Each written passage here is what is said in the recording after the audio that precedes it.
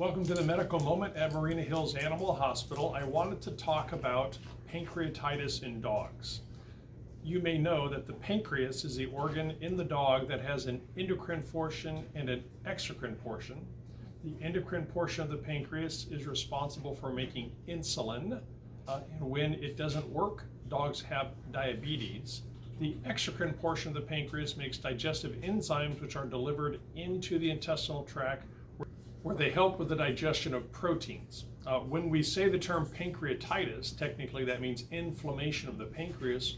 We're generally talking about dogs who have trouble with the exocrine portion of their pancreas. Specifically, the pancreas is inflamed, and the consequence is that dogs have both abdominal pain and vomiting. That's the hallmark of pancreatitis. Inflammation of the pancreas, pancreatitis, can be triggered by the ingestion of high-fat foods. So the classic story is a dog who raids the garbage can and eats the bacon grease and comes down with abdominal pain and vomiting. Sometimes, in the old days, we used to think that pancreatitis followed the use of cortisone or prednisone. That's been called into question more recently, but as a rule, we still try to avoid the use of cortisone or prednisone in dogs with a history of pancreatitis, though it's not straight up responsible for pancreatitis, we don't think.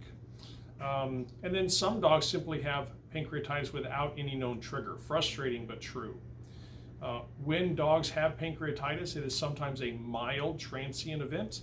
It is sometimes frustrating and painful, and sometimes it is downright life-threatening or even fatal in rare cases. To know if a dog has pancreatitis, there's different tests that can be run. Of course, the physical exam is important. We're looking for signs of abdominal pain on physical and palpation.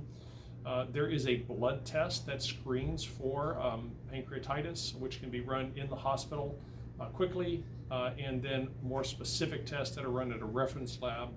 They give a quantitative evaluation of pancreatic markers in the bloodstream. And then also ultrasound. The ultrasound images of the abdomen will show if the pancreas is inflamed or edematous. The treatment for pancreatitis, generally we need to control pain. We need to maintain hydration, which typically means IV fluids, and we want to avoid high fats. And that's the hallmark of treating pancreatitis. We sometimes will use antiemetics, anti-nausea medication. We can use GI motility drugs.